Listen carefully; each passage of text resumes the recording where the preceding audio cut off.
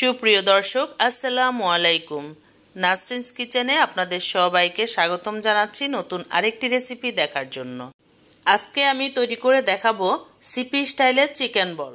এখানে নিয়েছি ফার্মের মুরগির বুকের মাংস, আর নিয়েছি একটা ডিম, নিয়েছি রসুন, আর নিয়েছি আদা, আর নিয়েছি কাঁচামরিচ, এবং কাঁচামরিচ যে লাল হয়ে যায় সেই ধরনের দুটো লাল মরিচ নিয়েছি, আর কালো গোলমরিচের গুঁড়াটা নিয়েছি, আর নিয়েছি শুকনো মরিচ। এখানে আমি দুটো শুকনো মরিচ কুচি কুচি করে কেটে নিয়েছি সয়া সস এবং লবণ। আর এখানে আমি পাউরুটি ভিজিয়ে নিয়েছিলাম, তো সেই পাউরুটিটা আমি একদম চিপে শুকনো করে নিয়েছি। আর নিয়েছি ম্যাগির যে চিকেন কিউবটা পাওয়া যায় সেই চিকেন কিউব নিয়েছি কর্নফ্লাওয়ার, নিয়েছি বেকিং পাউডার যদিও লাগে না, তবু আমি নিয়েছি যে আপনারা যদি কেউ আবার তৈরি করে থাকেন বেকিং পাউডার দিয়ে। আমি কিন্তু বেকিং পাউডার ছাড়াই তৈরি করে দেখাচ্ছি আপনাদেরকে। তো যে রুটিটুকু ভিজিয়ে রেখেছিলাম সেখান থেকে অর্ধেকটা দিচ্ছি, আর মুরগির যে বুকের মাংস নিয়েছিলাম সেখান থেকে আমি অর্ধেকটা দিয়েছি। এখন দিয়ে দিব এই যে 3 টুকরো আদা স্লাইস, আর 2 টুকরো রসুন, দিয়েছি লাল একটি কাঁচামরিচ, দিয়েছি সবুজ একটি কাঁচামরিচ, আর শুকনো মরিচ যে কেটে রেখেছিলাম সেখান থেকে একটি শুকনো মরিচ কুচি দিয়েছি 1 টেবিল স্পুন সয়া সস। এটাকে আমি অর্ধেক করে দিয়েছি, অর্থাৎ হাফ টেবিল স্পুন দিবেন আপনারা। আর লবণ দিয়েছি হাফ টি স্পুন, গোলমরিচ গুঁড়ো দিয়েছি হাফ টি স্পুন। এখানে খুব বেশি মশলা ব্যবহার করা যাবে না, তাহলে গন্ধটা আসলে ভালো আসে না। তো ম্যাগির যে চিকেন কিউবটা পাওয়া যায় সেটা আমি 1 টুকরো দিয়ে দিচ্ছি, আর 1 টুকরো আমি বাকিটুকু দিয়ে দিব। এবার আমি এগুলো ব্লেন্ড করে নিয়েছি। এই যে দেখেন কিরকম হয়েছে।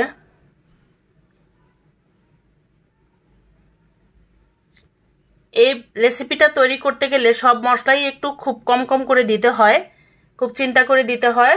সয়া সসটাও খুব বেশি দেয়া যাবে না। যেমন আমি মুরগির বুকের মাংস নিয়েছিলাম একটি, তো সেখান থেকে অর্ধেকটা এখন তৈরি করেছি, আর অর্ধেকটা এই যে আবার ব্লেন্ডার জগে দিয়ে দিচ্ছি।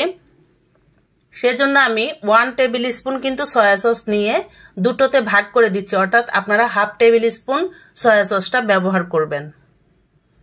তো এখন বাকি যে মুরগির মাংস আর রুটিটা রেখেছিলাম সেটাও দিয়ে দিচ্ছি। ম্যাগির চিকেন কিউব যেটা রয়েছে সেটাও দিয়ে দিচ্ছি।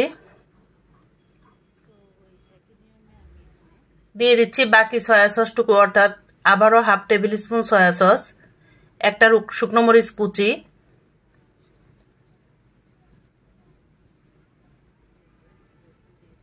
আবারও 2 টুকরো রসুন দিয়েছি,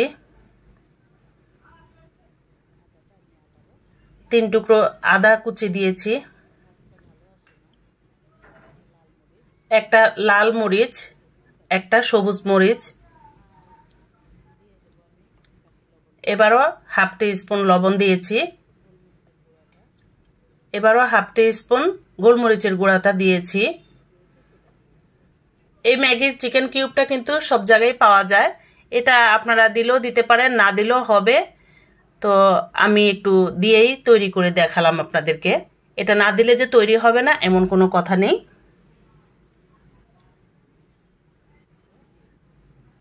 তো এখন এগুলো সবগুলো একত্রে আমি আবারও ব্লেন্ড করে নিয়ে আসছি।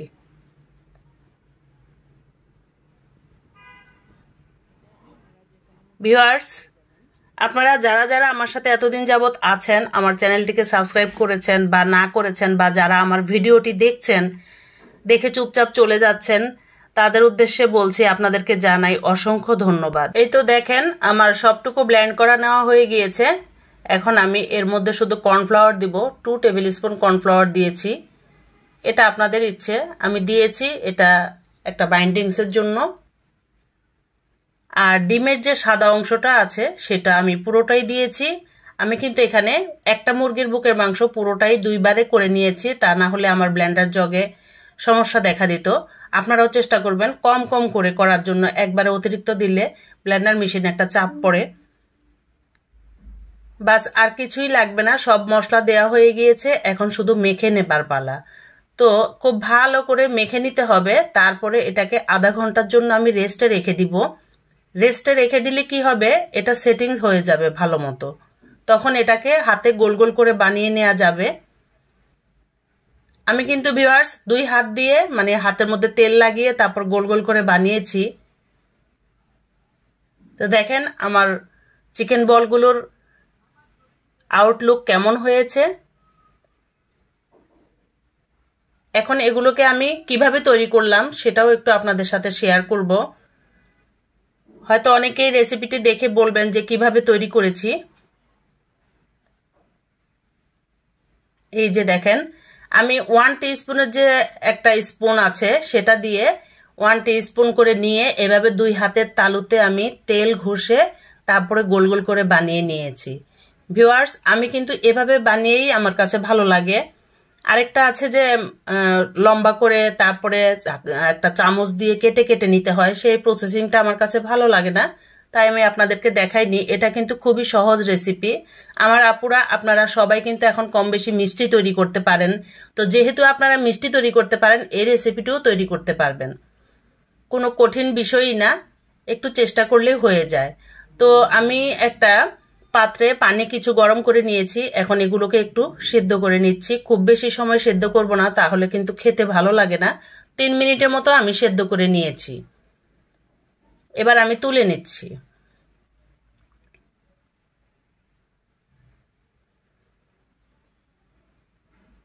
এই তো দেখেন আমার চিকেন বলগুলো কত সুন্দর হয়েছে।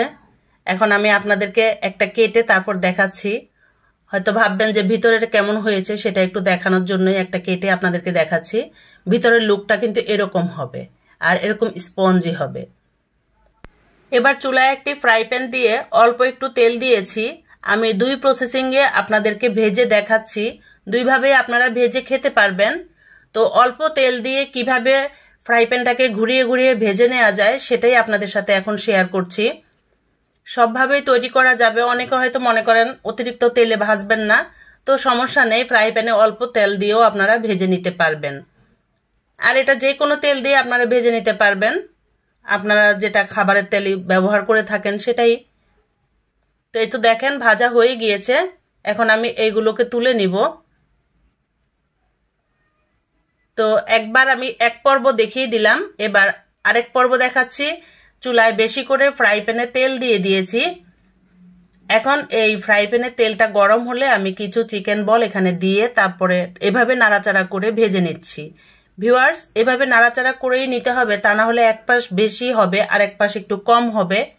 এই যে দেখেন আমি কিভাবে চামচটাকে ঘুরিয়ে ঘুরিয়েও নাড়া দিচ্ছি, কিন্তু এতে যেন সব পাশ ভালো করে ভাজা হয়। আর তেলটা কিন্তু অতিরিক্ত গরম হলে কি হবে, চিকেন বলগুলো ফুলে একদম মানে বড় হয়ে যাবে। আর তো যখন আপনি এটাকে সার্ভ করবেন তখন দেখবেন যে চুপসে আসবে।